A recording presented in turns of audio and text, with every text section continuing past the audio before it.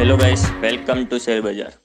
चीनी कंपनियों के लिए एक अपडेट आ रहा है। दरअसल सरकार ने अलाउ कर दिया है कि चीनी मिल्स अब शुगर केन जूस और सिरप दरअसल इस्तेमाल कर सकते हैं एथेनॉल के प्रोडक्शन के लिए, जिस पर पाबंदी लगाई गई थी। और ये आप दरअसल 1 नवंबर ऑनवर्ड्स होता हुआ देखेंगे। तो वो एक रिस्पाइट आता हुआ दिखाई दिया है।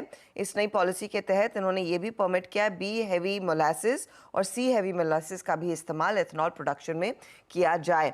तो ये इनफैक्ट एक पॉजिटिव है शुगर कंपनियों के लिए, वो आप रेडार पर रखिएगा ज़रूर। एनटीपीसी के लिए एक अपडेट आता हुआ, इनकी जो आर्म है रिन्यूएबल एनर्जी की, उसने अपने कमर्शियल ऑपरेशंस अपनी पहली first part of capacity 160 megawatts की शुरू कर चुकी हैं। ये जैसलमेर में प्लांट लगने वाला था, तो वो एक फेज ऑपरेशनल होता हुआ दिखाई दिया है। आरवीएनएल के हाथ कुछ ऑर्डर्स लगे हैं। इन्होंने इनफैक्ट एक एमओयू साइन कर रहे हैं पटेल इंजीनियरिंग के साथ। हाइड्रो और दूसरे इंफ्रा प्रोजेक्ट्स भारत और कुछ विदेशी डेस्टिनेशंस पर भी ये प्रोजेक्ट्स पर दरअसल दोनों एंटिटीज मिलकर काम करेंगी। आप रेडार पर रखेंगे स्पाइस जेट को। स्पाइस जेट को लेकर जो आप लोग अपडेट भी हेडलाइन में मेंशन कर रहे थे कि डीजीसीए ने इस कंपनी को दरअसल एनहांस्ड सर्वेलेंस में डाल दिया है।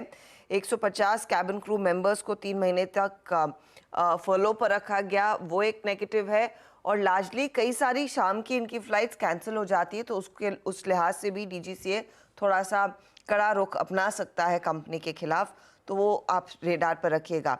जीएसटी डिमांड नोटिस का सिलसिला जारी है।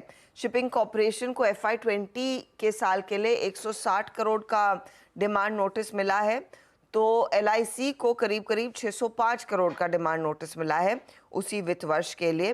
ITI रेडार पर रखेंगे 500 इलेक्ट्रॉनिक वोटिंग मशीन्स। ये पहली मर्तबा है कि वेस्ट बंगाल इलेक्शन कमीशन को कंपनी सप्लाई करती हुई दिखाई देगी। ये पहला ऑर्डर उस स्टेट से इनके हाथ आ रहा है, तो वो स्टॉक भी आज खबरों में।